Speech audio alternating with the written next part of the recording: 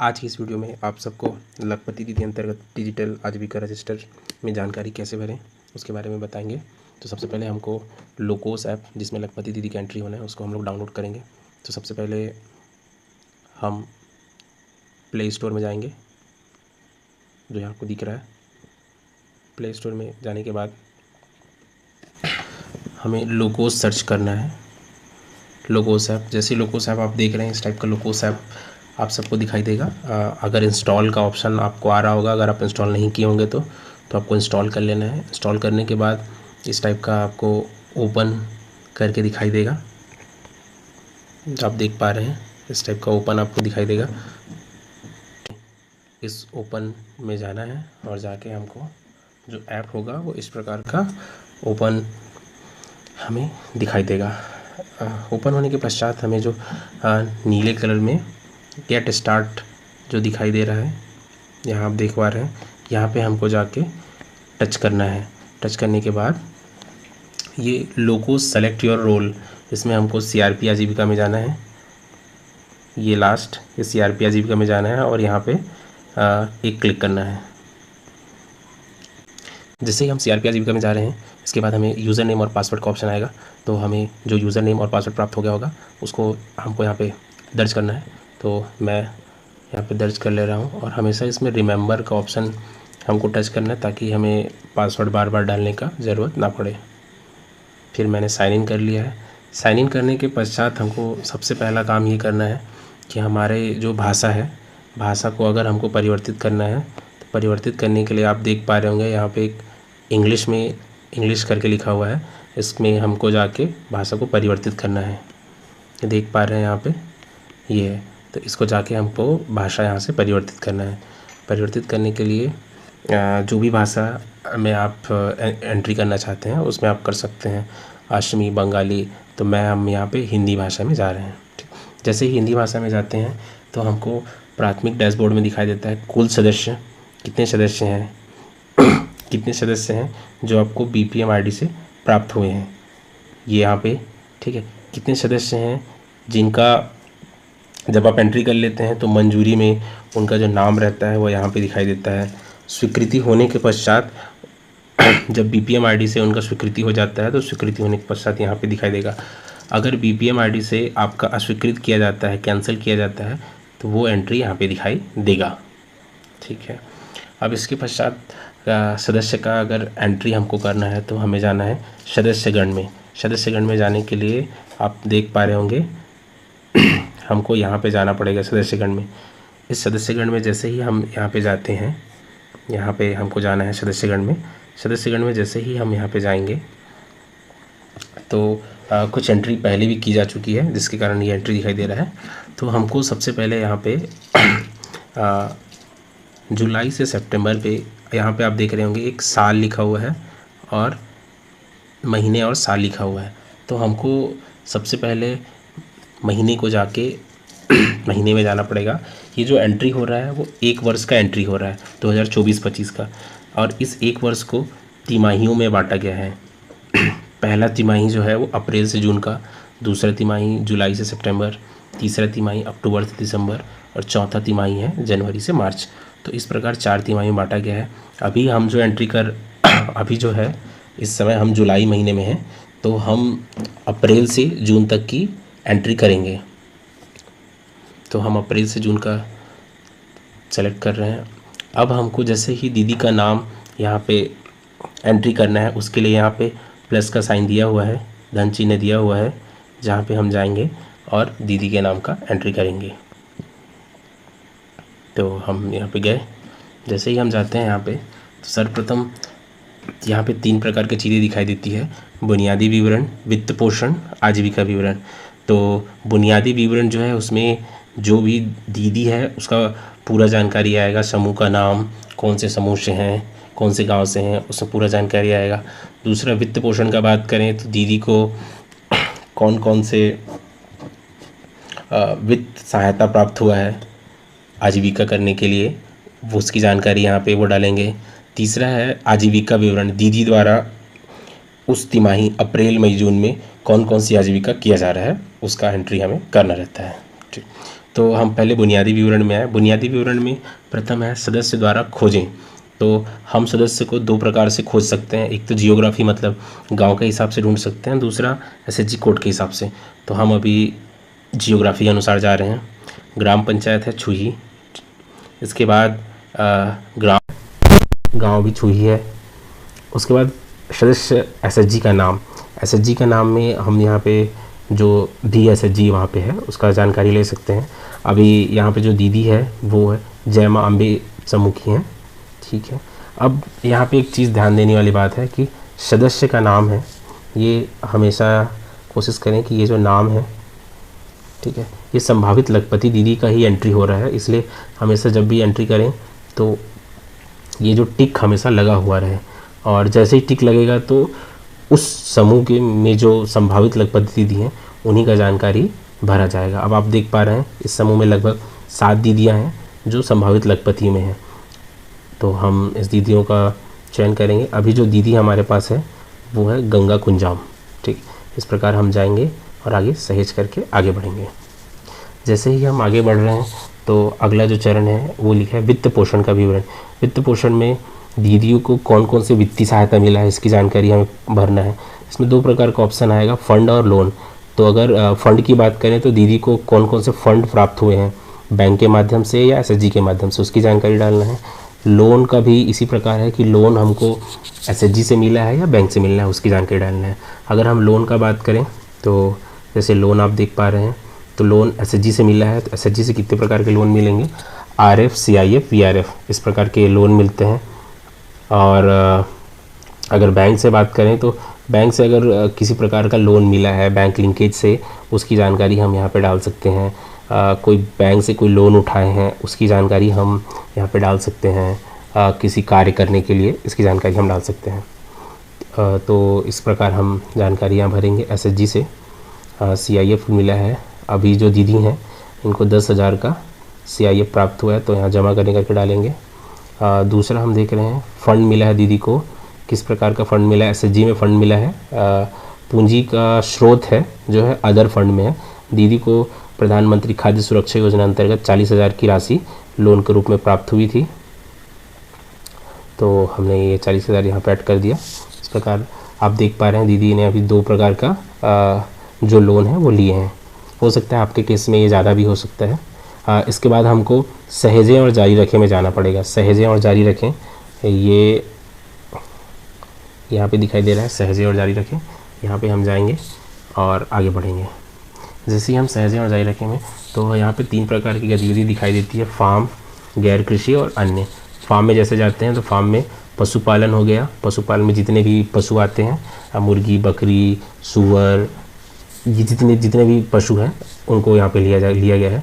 Aqua farming में आता है, आप मछली पालन को ले सकते हैं, ढेंस ले सकते हैं, मखाना ले सकते हैं, जो जल में जिसका उत्पादन किया जाता है उसको ले सकते हैं।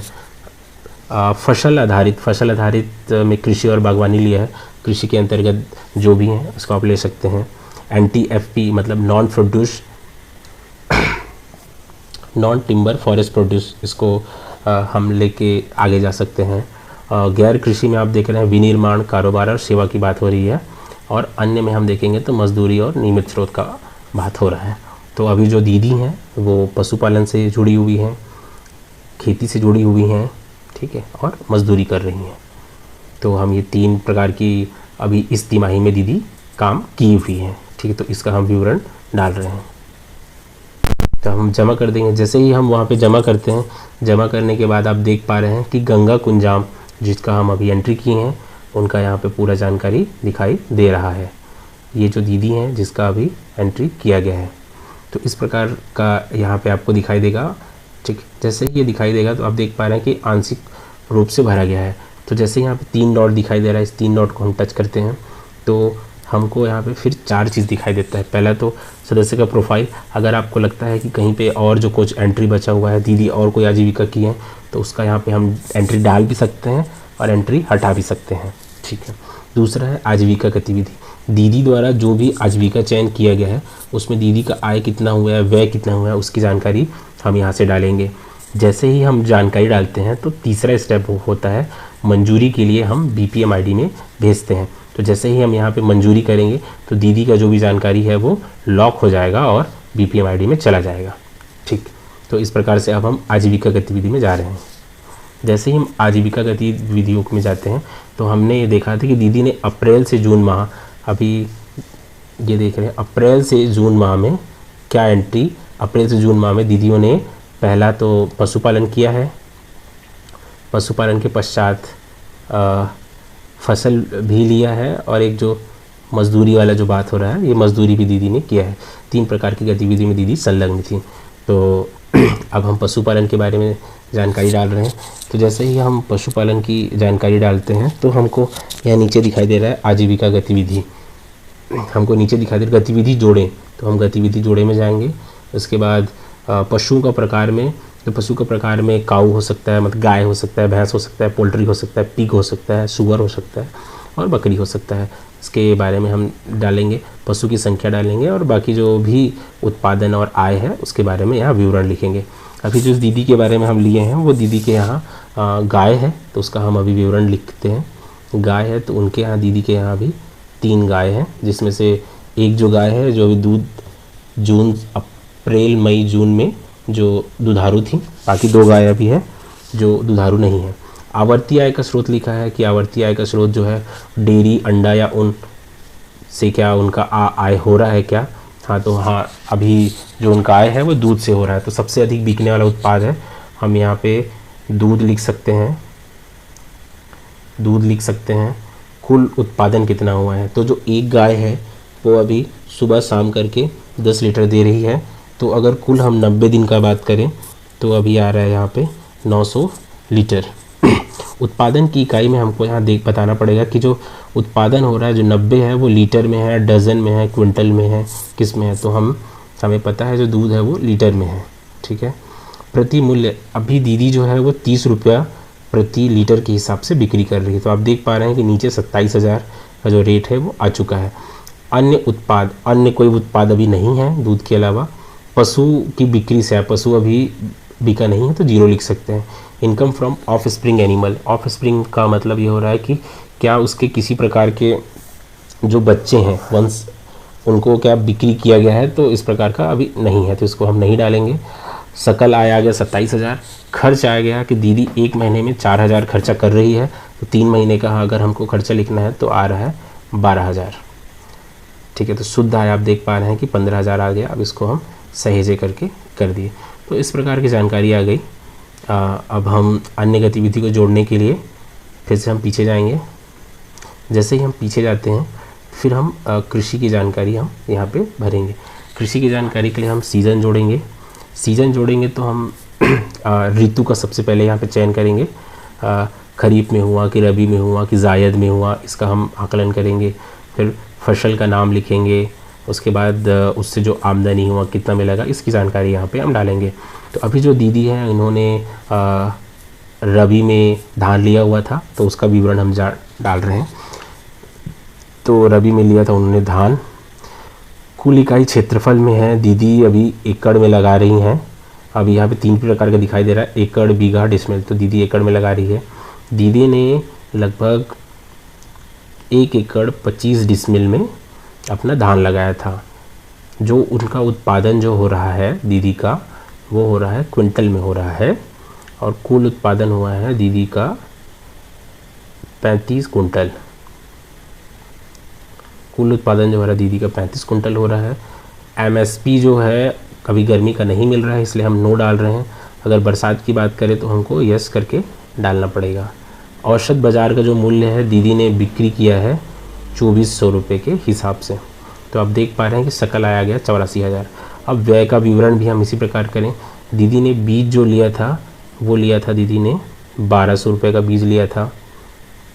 खेती की तैयारी के लिए दीदी ने खर्चा किया था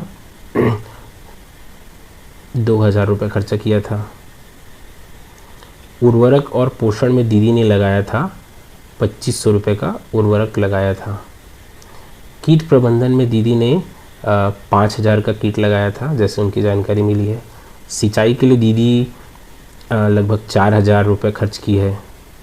श्रम और लागत में दीदी ने बताया कि वो और उसके हस्बैंड एक साथ जाते हैं, जिसमें कहीं ना कहीं बीच का जो खर्चा होता है वो उनको देना पड़ा 2500। और अन्य लागत में हो सकता है कि किसी प्रकार का कुछ मशीन खरीदी हो या कुछ जो भी हुआ, उसमें डाला है 3000 रुपये का। तो इस प्रकार से हम डाल रहे हैं, ठीक है। तो आप देख पा रहे हैं उत्पादन और बिक्री लागत के हिसाब से ये जानकारी आ गया, ठीक है। तो अब जो दीदी का शुद्ध आय आ गया यहाँ पे 63,800। मजदूरी का बात करें, अब जैसे ही हम मजदूरी में जा रहे हैं तो मजदूरी के प्रकार को जोड़ना पड़ेगा हमको। जोड़े में जाएंगे तो उसके बाद हमको श्रमिक आया, श्रमिक में आ गया मनरेगा लेबर आ गया। अभी दीदी ने मनरेगा लेबर के रूप में तो काम नहीं किया है, दीदी ओपन लेबर काम कर रही है। तो ओपन लेबर में है, ओपन मतलब बाहर में मजदूरी कर रही है। तो अभी जो मजदूरी का रेट दीदी को मिल रहा है वो 150 रुपये है। दीदी ने प्रति तिमाही औसत दिन एक तिमाही मतलब 90 दिनों में दीदी ने लगभग 56 दिन काम किया है, ठीक है। खर्च में वृद्धि किसी प्रकार की नहीं हुई है कोई अलग से, तो इस प्रकार हम ये डाल देंगे तो ये आ गया 84,000। इस प्रकार डालने के बाद हम पीछे जाएंगे तो अब हमको इस प्रकार की पूरी जानकारी दिख जाएगी। अब हम सारांश में देखेंगे, सारांश में देखेंगे तो हमको ये दिखाई देगा कि पशुपालन से दीदी को कितना आय हुआ, कितना व्यय हुआ और कितना सकल आय हो रहा है। इस प्रकार हमारे चारों गतिविधि से दीदी को कुल कितना आय अर्जित हो रहा है आप देख पा रहे हैं। 87,200 रुपये इस 3 माह में शुद्ध आय अर्जित हो रहा है। तो जैसे ही आप देख पा रहे हैं मंजूरी के लिए भेजें, हम इसको मंजूरी के लिए भेजेंगे तो फिर हमको आगे यहाँ आप देख पा रहे हैं ये जो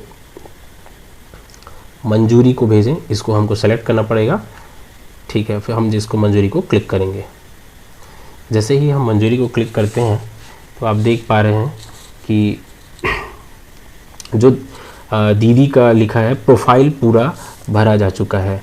यहाँ पे आप देख पा रहे होंगे, यहाँ पे लिखा है प्रोफाइल पूरा भरा जा चुका है। अब हमको फिर यहाँ पे जाके 3 डॉट को टच करना है और मंजूरी के लिए भेजना है। जैसे ही हम मंजूरी के लिए भेजेंगे तो यहाँ पे हमारा ये दिखाएगा कि जैसे ही मंजूरी के लिए भेजेंगे तो BPM ID मंजूरी के लिए चला जाएगा और यहाँ पे लॉक लग जाएगा। तो इस प्रकार का आपको यहाँ पे दिखाई देगा। आप देख पा रहे होंगे कि जैसे ही हम मंजूरी के लिए भेज रहे हैं तो हमारा जो लॉक है वो लग जा रहा है और यहाँ पे जो कुल सदस्य हैं उसकी संख्या भी 4 हो गई है। मंजूरी के लिए भेजेंगे तो यहाँ पे 1 सदस्य बढ़